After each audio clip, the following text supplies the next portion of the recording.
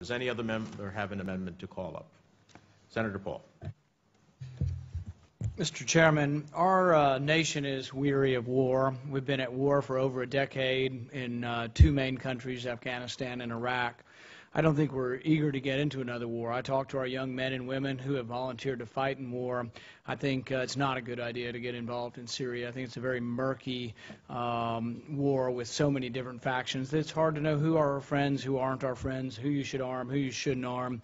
I don't think anybody can sit here in Washington and say, well, I'm confident these weapons are only going to good, liberty-loving, Jeffersonian, type of Democrats in Syria, and that bad people aren't going to get these weapons.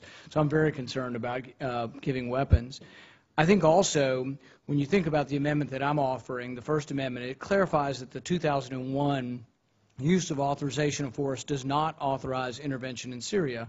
This is stating another way what we are already stating in the bill, that this is not a use of authorization of force. But it goes to the heart of the debate we're going to have, that Senator Corker has talked about having, about the definition of the original use of authorization of force in Afghanistan that's come to mean anything.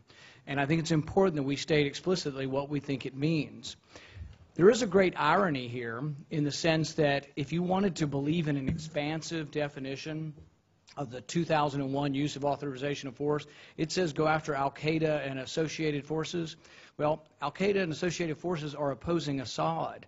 So if you want to believe in an expansive definition of the 2001 AUMF, you might believe that you could actually support Assad with arms, that the original use of authorization of force actually would justify giving arms to Assad. And I'm not proposing that. But I am proposing that you will be giving arms to the side that is fighting against Assad that has elements of Al-Qaeda. There is a great irony there. I am also saying that in your rush to get involved in Syria, that you may well be arming Islamic rebels who will be shooting Christians. There's about somewhere between 1 million and 2 million Christians in Syria. They have been largely protected by Assad. I'm once again not saying Assad's a good guy, but I'm saying that they've been a protected minority by Assad for decades because he's a minority and it's been practical for him. They haven't taken a large position in the war. They're in the middle of this, but they tend to live in areas and have been protected by the Assad regime. When push comes to shove, I think there'll be a great irony and tragedy and sadness if you sent arms with U.S. taxpayer money to kill Christians. I think it could happen. I think it's impossible to know who our friends are. Look at how much trouble we have in Afghanistan. We have an ally that we've had for 10 years, and we don't know who to trust in the Afghan army.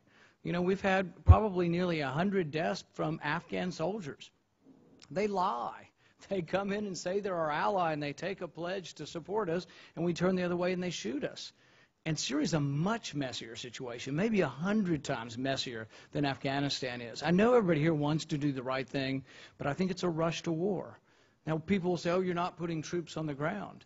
Well, we are going to have capacity building. There is no limitation in this bill on where those troops can do capacity building. I'm assuming it's going to be more in Jordan and other places. There's no limitation here that the troops, U.S. troops, can't be on the ground in Syria. So this resolution could be arming rebels, who even the Joint Chief of Staff have said it's unclear, and it's increasingly unclear who our friends are, and it's increasingly difficult to determine who our friends are. He says in the last 6 months, it's become harder to determine who our friends are. This is the Joint Chief of Staff, who I would think would be privy to a lot of information and whose opinion and weight should be listened to carefully. So I'm very concerned about arming the rebels. I'm concerned about getting more involved. I'm concerned about the slippery slope into war. War doesn't always start with a huge battle or bombing run. Sometimes it starts with advisors. It did in Vietnam. Sometimes it starts with arming one group for the other. People may remember in Vietnam we had trouble because we didn't like some of the leaders. They were either corrupt or not good enough fighters, and so we got rid of Diem, or we let others get rid of Diem, or we watched over that. But we were always trying to look for better leaders. People were stronger leaders. But the ones who emerge may well not be the ones we like. We think we can change the outcome. I'm not sure we can. But there will be a great tragedy if American arms fall into al-Nusra and to extremist elements in Syria, and I really regret that. I will vote against the entire bill, but I would like to present mine for a recorded vote, which basically says that the use of authorization of force from 2001 does not authorize intervention in Syria. You've already agreed to have this stated in a different way in the bill, that this bill doesn't do it, But now we're going to say, if you vote for this, that you believe that the use of authorization of force really had a little bit to do with Afghanistan, which I think it was primarily intended to, and that the language does not authorize war and intervention anywhere in the world anytime. Mr. Chairman, if I could. And I would say is that one thing about Assad is that Assad never really tolerated Al-Qaeda. By defeating Assad, you will embolden Al-Qaeda. Second point I would make is that the Christians, many of them came voluntarily into Syria. So Assad is not a great guy. I mean, Assad is a dictator and authoritarian like so many are in the Middle East and around the world.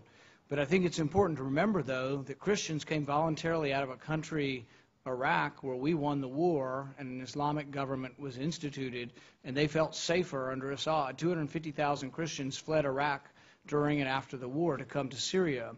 There are 2 million Christians, somewhere between 1 million and 2 million Christians in Syria, and they're there because that's the one area they have felt the safest. They're more there than even in Israel. So I think that we need to be careful about what we're doing here, because we are siding with the people, Assad, against Assad, who was one who limited Al-Qaeda. He didn't tolerate Al-Qaeda because it was a religious difference, and they were limited when he could and when he had the power to by Al-Qaeda. Al-Qaeda is emboldened. Iran is emboldened by the loss of the Sunni government in Iraq. And I'm not saying Hussein was a good guy either. But what we're setting up is maybe a situation where what I know you're all well-intentioned, but maybe what occurs out of this is less stability and more free reign for Al-Qaeda, and that's my concern. I appreciate the Senator's views. He has been consistent in his views on some of these issues. However, I strongly disagree with him. Are there any other amendments to be offered? Senator Paul. I'll be very brief. This goes one step farther than Senator Udall's amendment, but I think it's an important vote to have, and there may come a time in a few years when people will look back and say, maybe we should or shouldn't have done this, and so this is an important moment. It's hard to look forward into the future. There were many people who voted for the Iraq War who then later regretted it. Will this be that type of vote? Probably not to that significance, but the future is unknown, and I think it's important that we all get on record on where we are on this. This would strike Title V and say no arms to be sent to Syria. I think there's an irony that you can't get beyond here, that you will be voting to authorize to send arms to an ally of Al-Qaeda. These are forces that are allied fighting against the government of Syria, and I have no love lost for Assad. I think he's a horrible authoritarian like so many. But you will be funding today the allies of Al-Qaeda. It's an irony you cannot overcome, and I would like to have a vote on striking Title V, because I think arming Syrian rebels allied with Al-Qaeda is a huge mistake. Thank you. This amendment obviously strikes the base of the bill, which authorizes lethal and increased non-lethal assistance to vetted elements of the Syrian opposition. I respectfully reject that any attempt to do so would be to arm Al-Qaeda. Al-Qaeda, unfortunately, is well armed with its affiliates like al-Nusra, joined by Hezbollah, and that is the present reality in Syria. And so I think this has been largely argued already, and unless any member wishes to speak towards it, Senator Rubio. I'll be brief. I know it's been argued. I just would categorically say that I don't think any member of this committee that I know would vote for anything that we thought was going to arm Al-Qaeda. On the contrary, I think that if in fact this amendment were to pass, we would guarantee that the only elements in Syria that would be armed other than Assad is the Al-Qaeda linked elements. And I think that while they do share a goal, the irony, they do share a goal of getting rid of Assad. The reason why they want to get rid of Assad, these different groups that are there fighting in Syria, is that they're the ones that want to be in charge. And just as they're fighting Assad, they're also increasingly fighting each other. And the problem is that if something like this were to pass, the only people who are going to have the best weapons in Syria will be the Assad people and the Al-Qaeda people. And everybody else who's not Al-Qaeda will basically be on the outside looking in a post-Assad environment. So, and I just would reiterate that the vetting process, one of the things the vetting process has to ensure is that weapons don't wind up in the hands of organizations within Syria that are either A, incapable of maintaining a chain of custody, or B, are going to, in fact, use it to do Al-Qaeda type operations. And so I will not support this amendment. Senator Paul. One short point, and I think this is an important point also. When you read the use of authorization of force from 2001, it says we can go after the Taliban in Afghanistan, Al-Qaeda, and associated forces. It's hard to argue that the Syrian rebels that you will be arming are not associated forces of Al-Qaeda. Are they not fighting on the same side of a war? Can you argue there's no connection between them, that really this is a three-way war? I know that's the way we're trying to break it down. I don't think it's that easy to say that.